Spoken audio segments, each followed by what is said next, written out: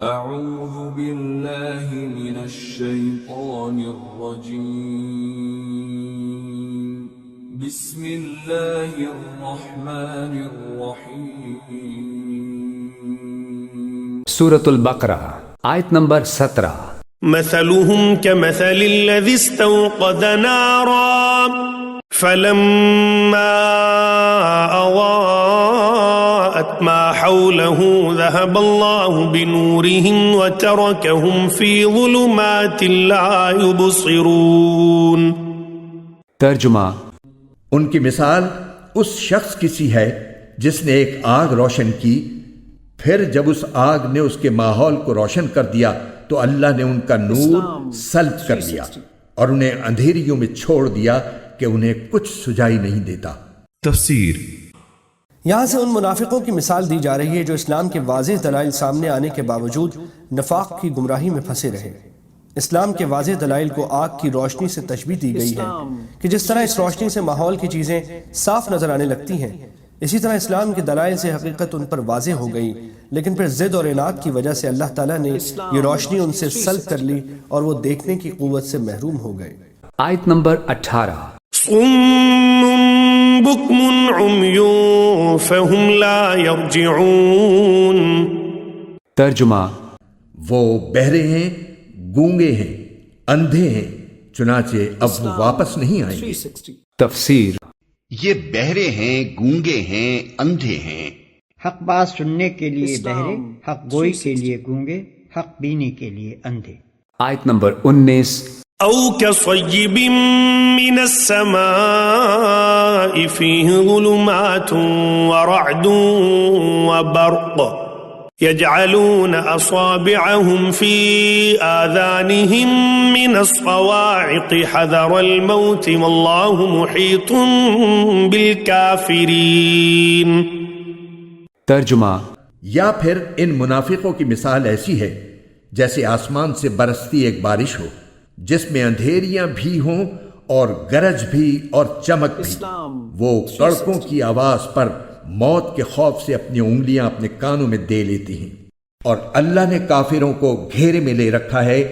تفسیر: منافقوں کی پہلی مثال تو ان منافقین سے متعلق تھی جو اسلام کے واضح دلائل سامنے آنے کے باوجود خوب سوچ سمجھ کر کفر اور نفاق کا رستہ اختیار کیے ہوئے تھے۔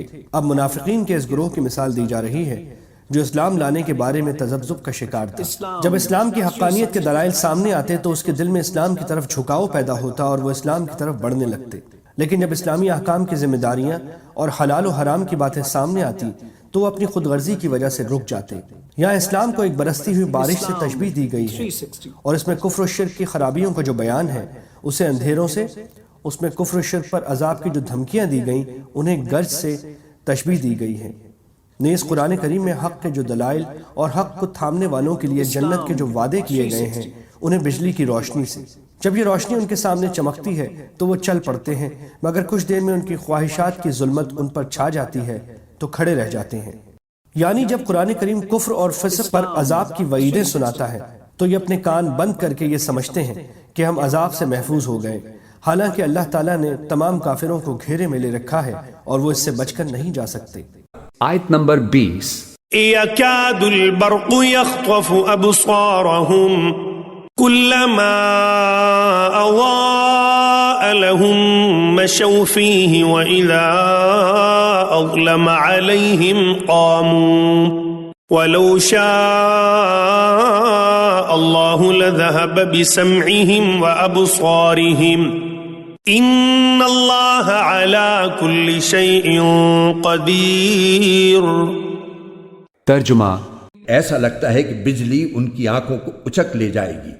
جب بھی بجلی ان کے لیے روشنی کر دیتی ہے وہ اس روشنی میں چل پڑتے ہیں، اور جب وہ ان پر اندھیرا کر دیتی ہے تو کھڑے رہ جاتے ہیں۔ اور اگر اللہ چاہتا تو ان کے سننے اور دیکھنے کی طاقتیں چھین لیتا۔ بے شک اللہ ہر چیز پر قدرت رکھتا ہے۔